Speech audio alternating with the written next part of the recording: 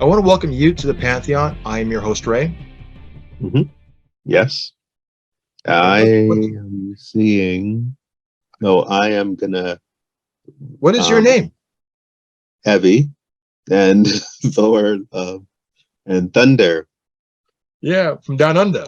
Okay. Okay. Taika Waititi and guest. This returns Natalie Portman. It came out not too long ago. It came out last year. Actually, it came out this year. It's July of 2022. It is the 29th film from the MCU and the fourth headlining film for Chris Hemsworth in its own feature film. It brings back Waititi as Korg, who narrates a big chunk of this movie. Natalie Portman returns not since Dark World, playing Jane Foster. We get a cameo appearance from Darcy, played by Kat. I forgot her last name. Anyways, but and Selvig by Skarsgård. Just cameo appearances from certain people, but at least they're back to show up. And it stays truthful to the Mighty Thor comic book series that was a short limited run with the Jane Foster character playing Mighty Thor. And of course, Gore the God Butcher, played by Christian Bale.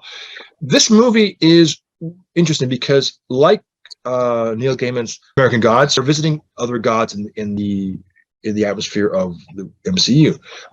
Hercules, Zeus, they're all gods that actually exist. They're actually characters in the MCU. It's like Morgan Le Fay is an actual MCU property. Hercules was an Avenger at one point, though he's not in this movie. But Zeus, of course, Valkyrie, Tessa Thompson is in this movie. Russell Crowe plays Zeus. Is Greek. I think he kind of reminds me of Zorba the Greek with Anthony Quinn, because he has a kind of an accent. Very fun guy. His lightning bolt's amazing. We'll go more into that later on. This film, I had high hopes for this. Now, I'm not saying it's bad, because the two big films for the year was for 2022 is the Multiverse of Madness and Thor: Love and Thunder. The surprise hit for this year was Top Gun Maverick. Let's just get that out the way, because it was the 50th film to reach the $1 billion club, and it excelled. It's I think it's the second highest film domestically in the world history. It's just blew the windows and the doors and the ceiling off the MCU and every other expectation, and makes Tom Cruise relevant. That being said, Thor. My opinion of Thor: Love and Thunder. You find out near the end that the title means more than you know. Until you get to the end of this movie, do you realize the meaning of that title? That being said, I enjoy this movie. There are things about this movie, critically speaking. Yes, it is not as good as the first one, but I did enjoy this movie. I think Chris Hemsworth is the centerpiece of this movie. Taika Waititi really knows how to really set this up. And the reason why I say this is because if you watch our review of Multiverse of Madness, you have to watch almost 5 years of Marvel content to understand and appreciate Multiverse of Madness. You have to watch WandaVision. You have to have a pretty good understanding of Infinity War and Endgame to understand certain key characters and certain key motivations, especially with the villain. Also, if you watch What If, which we did review of, to understand characters that exist in that movie who make an appearance in that movie. Though it's not important, but if you want to have a total understanding of the dynamic that was the Multiverse of Madness, this is the movie. Those are the things that you have to watch. Now, with Love and Thunder, Taika had Korg's character just talk about, basically give a verbal narration with some really cool flashbacks, and tied it up literally in 5 minutes. But he had to do a multiple narration, which kind of made the tone of the movie a little off. But you don't have to see 20 years of like Marvel movies to get this movie. It is done in such a way that you have fun, and you don't have to watch a single film to understand where we are in this movie. So in that sense, being number 29, it's pretty good. It's a really good start, and it's a good jumping point to get on board with this. Okay, that being said, now I keep saying that word. That being said, I like Natalie Portman as Jane. I think she is truly an amazing actress. I forgot how good she really was or is. And if you read the comic books, like issues 1 through 9 of Mighty Thor, what you're seeing is really an adaptation to those comics.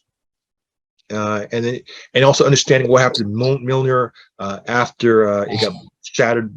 What were your thoughts? I liked it. It was well done. Whole bunch of new people that weren't in the other ones. I thought it was well done. And it had like a reason, like to actually make this film. Like it just wasn't fighting or whatever. It teaches one a lesson, or everybody who watches it. I think it feels like a lesson in, just not fighting. I really liked it.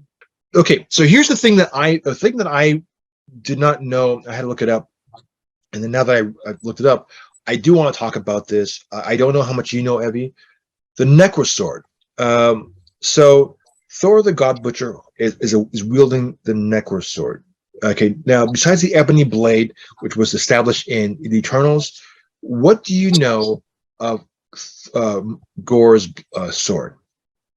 Because, and I will just say this, for those who haven't watched this, his weapon of choice is this black blade, and it calls out to him, and he it chose him. But besides that, what else can you tell me about the sword? Or do you know anything about the sword? No, I don't. The sword is a symbiote, like Venom. The things that come out of the shadows are spiders, Which, okay, so you think of Spider-Man, will this impede on the on copyright infringements? Not really, because it's not necessarily part of the franchise of Spider-Man. Null, the god of symbiotes, his sword was used to kill a god.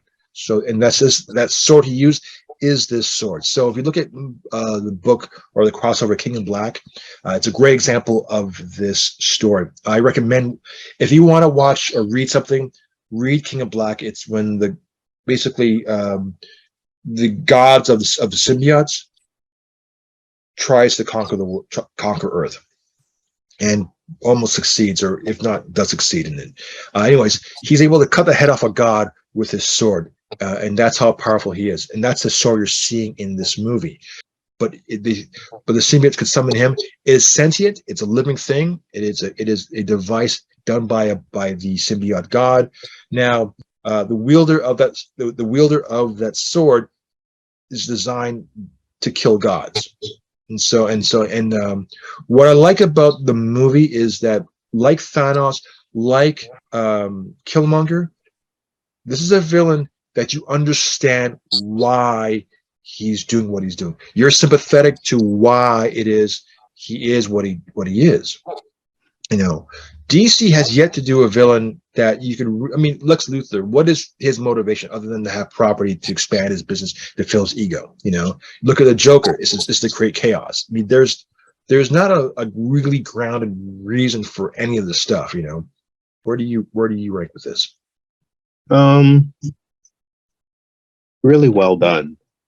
Like by the end of that movie, it has you going, really? What happened? Yeah, it was this was well done, because it gives you something to think about.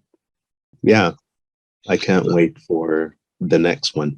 Well, there's going to definitely be a Thor 5, but let me ask you this. Okay, so from the trailer to seeing the movie, did it live up to your expectation of what you thought it's going to be when you saw the trailer for this movie? Because when I deliberately tried not to watch, I mean, it's hard to not see Jane as Thor, but besides her grabbing her first scenes, her grabbing the hammer, and how good her arms are, just amazing how ripped she is. I mean, I saw that unfortunately before seeing this movie, but you're not really giving much away.